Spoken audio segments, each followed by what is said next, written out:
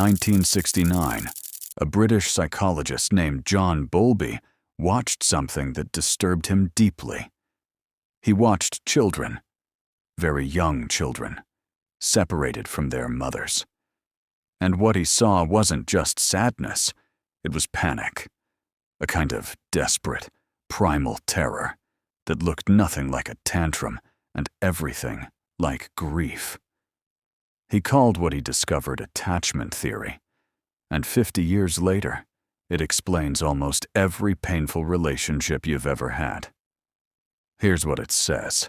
When you were very young, before you could talk, before you could reason, before you had any real control over anything, your brain was building a model of what love looks like. Not consciously. You weren't sitting there taking notes. But every time you cried and someone came, your brain filed that under safe. Every time you reached out and no one was there, your brain filed that under love is uncertain. Every time the person who was supposed to comfort you was also the source of your fear, your brain filed that under this is just what love is. And here's the thing nobody tells you. That model didn't update when you grew up. It's still running. Right now. In the background. Shaping every single relationship choice you make as an adult. Who you're drawn to, who you push away, how you act when someone gets too close, how you respond when someone pulls back. You're not choosing partners based on logic. You're choosing them based on familiarity. And familiarity was set in stone before you turned 3 years old. This is why therapy speak terms like avoidant and anxious have exploded everywhere lately. Because people are finally starting to understand that their relationship patterns aren't personality flaws. They're survival strategies. Let me break down what this actually looks like in real life.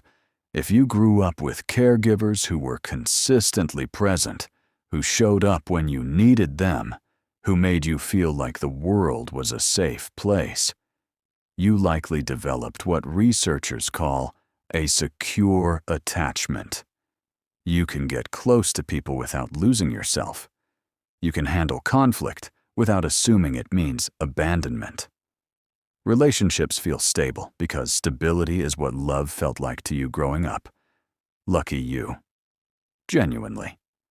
But most of us didn't get that. Some of us grew up with caregivers who were inconsistent.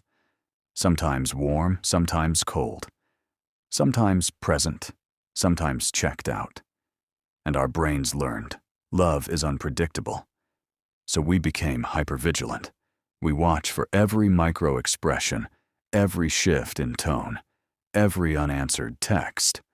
We need constant reassurance because constant reassurance was the only thing that ever made us feel safe. Researchers call this anxious attachment.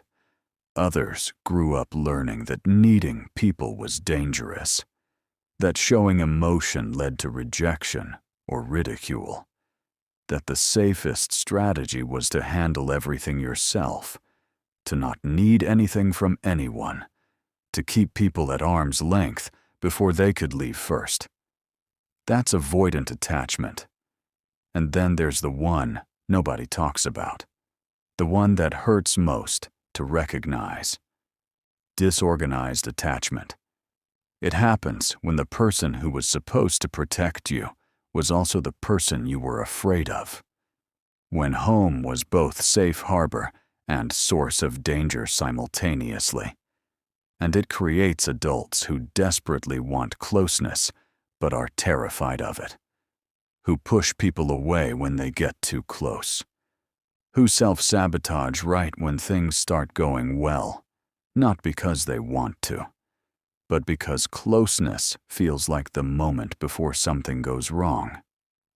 Sound familiar? Here's what I need you to hear. None of this means you're broken. None of this means you're destined to repeat these patterns forever. None of this is a life sentence, but it does mean something important. The work isn't finding the right person.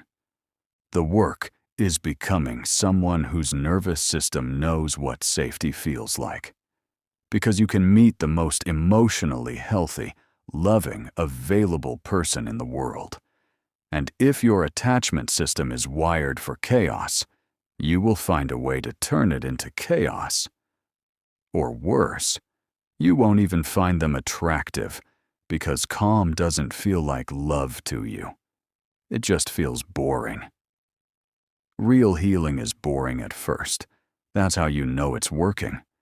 The relationships that feel like electricity, like obsession, like you can't breathe without this person, those aren't passion.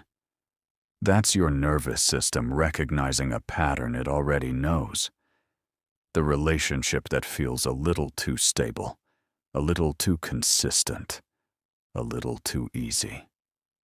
That one might actually be love. Give the boring ones a chance and start learning, for the first time in your life, what it actually feels like when someone just stays.